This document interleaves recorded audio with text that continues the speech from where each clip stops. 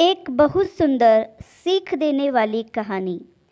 बनारस में एक चर्चित दुकान पर लस्सी का ऑर्डर देकर हम सब दोस्त यार आराम से बैठकर एक दूसरे की खिंचाई और हंसी मजाक में लगे ही थे कि एक लगभग 70 से 75 साल की बुजुर्ग स्त्री पैसे मांगते हुए मेरे सामने हाथ फैलाकर खड़ी हो गई। उनकी कमर झुकी हुई थी, चेहरे की झुर्रियों में भूख तैर रही थी, नेत्र भीतर को धंसे हुए किंतु सजल थे। उनको देखकर मन में न जाने क्या आया कि मैंने जेब में सिक्के निकालने के लिए डाला हुआ हाथ वापस खींचते हुए उनसे पूछ लिया, दादी लस्सी पियोगी? मेरी इस बात पर दादी कम अचंभित हुई, लेकिन मेरे मित्र अधिक, क्योंकि अगर मैं उनको पैसे देता तो बस 5 या 10 रुपए ही देता, लेकिन लस्सी तो 25 रुपये की एक है। इसलिए लस्सी पिलाने से मेरे गरीब हो जाने की और उस बूढ़ी दादी के द्वारा मुझे ठग कर अमीर हो जाने की संभावना बहुत अधिक बढ़ गई थी ना। दादी ने सकुचाते हुए हामी भरी और अपने पास जो मांग कर जमा किए हुए 6-7 रुपये थे वो अपने कांपते हाथों से मेरी ओर बढ़ाए। मुझे कुछ समझ नहीं आया तो मैंने उनसे पूछा, ये किस लिए? इनको मिलाकर मेरी लस्सी के पैसे चुका देना बाबूजी। भावुक तो मैं उनको देखकर ही हो गया था। रही बची कसर उनकी इस बात ने पूरी कर दी। एकाएक मेरी आंखें छल छला आई और भर भराए हुए गले से मैंने दुकान वाले से एक लस्सी बढ़ाने को कहा। उन्होंने अपने पैसे वापस मुट्ठी में बंद कर लिए और पास ही ज़मीन पर बैठ गई। अब मुझे अपनी लाचारी का अनुभव हुआ, क्योंकि मैं वहाँ पर मौजूद दुकानदार, अपने दोस्तों और कई अन्य ग्राहकों की वजह से उनको कुर्सी पर बैठने के लिए नहीं कह सका।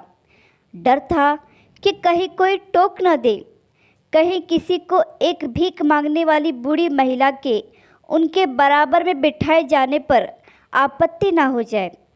लेकिन वो कुर्सी जिस पर मैं बैठा था मुझे काट रही थी। लस्सी कुल्हड़ों में भरकर हम सब मित्रों की ओर और बूढ़ी दादी के हाथों में आते ही मैं अपना कुल्हड़ पकड़कर दादी के पास ही ज़मीन पर बैठ गया, क्योंकि ऐसा करने के लिए तो मैं स्वतंत्र था। इससे किसी को भी आपत्ति नहीं हो सकती थी। हाँ, मेरे दोस्तों ने मुझे एक पल को घूरा, लेकिन वो कुछ कहते उससे पहले ही दुकान के मालिक ने आगे बढ़कर दादी को उठाकर कुर्सी पर बिठा दिया और मेरी ओर मुस्कुराते हुए हाथ जोड़कर कहा, ऊपर बैठ जाइए साहब। मेरे यहाँ ग्राहक तो बहुत आते हैं, किंतु इंसान कभी कभार ही आते हैं। अब सबके हाथों में लस्सी के कुल्हड़ और होठों पर सहज मुस्कुराहट थी। बस एक वो दादी ही थी जिनकी आंखों में तृप्ति के आंसू, होठों पर मलाई के कुछ अंश और दिल में सैकड़ों दुआएं थी। न जाने क्यों जब कभी हमें 10-20 रुपये किसी गरीब भूखे को देने या उस पर खर्च करने होते हैं तो वो हमें बहुत ज़्यादा लगते हैं। लेकिन सोचिए कि क्या वो चंद रुपये किसी के मन को तृप्त करने से अधिक कीमती हैं? क्या कभी भी उन रुपयों को बियर, सिगरेट या जंक फूड पर खर्च कर ऐसी दुआएं खरीदी जा सकती हैं? जब कभी अवसर मिले ऐसे दयापूर्ण और करुणामय काम करते रहे।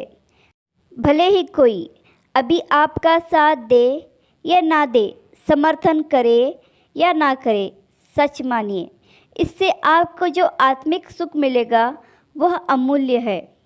शॉपिंग मॉल में ढेर सारे पैसे खर्च करने पर हमें इतनी आपत्ति नहीं होती जितनी आपत्ति हमें किसी गरीब को चंद रुपये देने में होती है। मालिक ने हमें जो धन दिया है उसका सम्मान करें और हैसियत के हिसाब से गरीबों की मदद करें।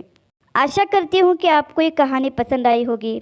इस कहानी पर आपकी क्या राय है हमें कमेंट करके ज़रूर बताएं। कहानी पसंद आई हो तो लाइक, सब्सक्राइब और शेयर करना ना भूलें।